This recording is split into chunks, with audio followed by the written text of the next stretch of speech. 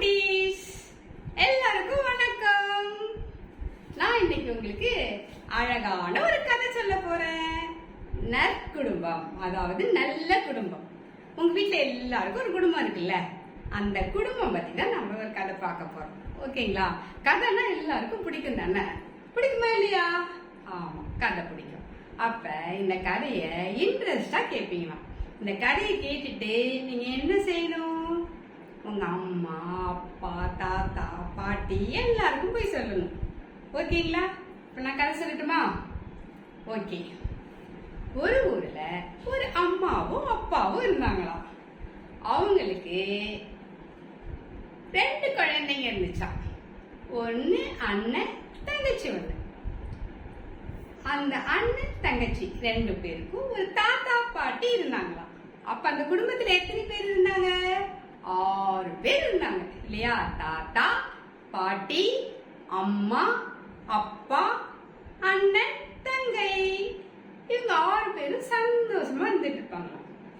ஒரு நாள் திடீர்னு அவங்க சுற்றுலா போனாங்க. சுற்றுலானா என்னன்னு தெரியுமா? டூர் போயிருக்காங்க. டூர் போயிட்டு ஜாலியா டூர்ல என்ஜாய் பண்ணாங்களாம். தாத்தா நிறைய பாட்டெல்லாம் பாடி காட்டினாராம். பாட்டி நிறைய கதை சொன்னாங்களாம். அப்பாவும் அம்மாவும் அண்ணன் தங்க கூட நல்லா ஜாலியா விளையாண்டாங்களாம்.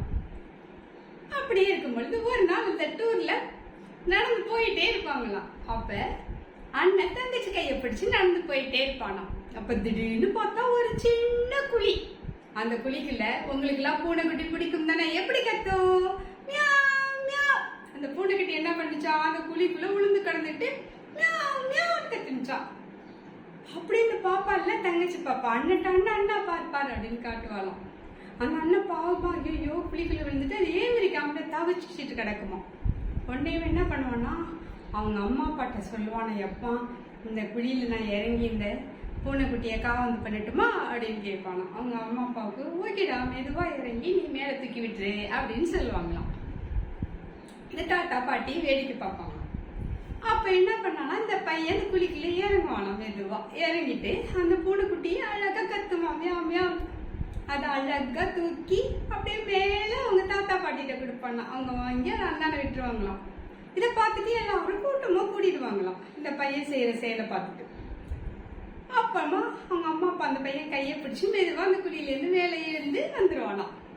அப்ப அங்க சுத்தி இருந்தவங்க எல்லாம் என்ன பண்ணுவாங்க? கிளாப் பண்ணுவாங்களா அந்த பையனுடைய செயலை பார்த்துட்டு.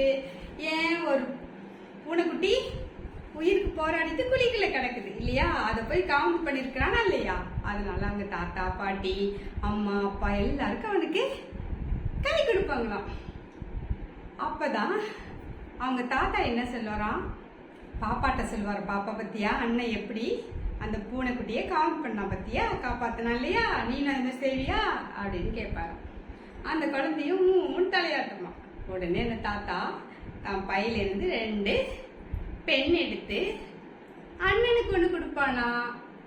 இது நீ அந்த உயிரை காவந்து பண்ணதுக்காக நீ இனிமேல் செய்வேன்னு சொன்னில, அதனால தங்கச்சி பாப்பாவுக்கு ஒண்ணு கொடுப்பாராம். ஆளுக்கு ஒரு சாக்லேட் அவங்க அம்மா அப்பா கொடுப்பாங்களாம். நாமளும் என்ன பண்ணணும்? எல்லாருக்கும் ஹெல்ப் பண்ணணும் இல்லையா? யாராவது ஆபத்துல இருந்தாங்கன்னா அவங்களுக்கு நாம உதவி செய்யணும். நீங்களும் செய்வீங்க தானே? இந்த குடும்பம் நல்ல குடும்பம் தானே? இந்த கதை உங்களுக்கு பிடிச்சிருக்கு தானே? ஓகே, நன்றி. அடுத்த கிளாஸ்ல பார்க்கலாம்.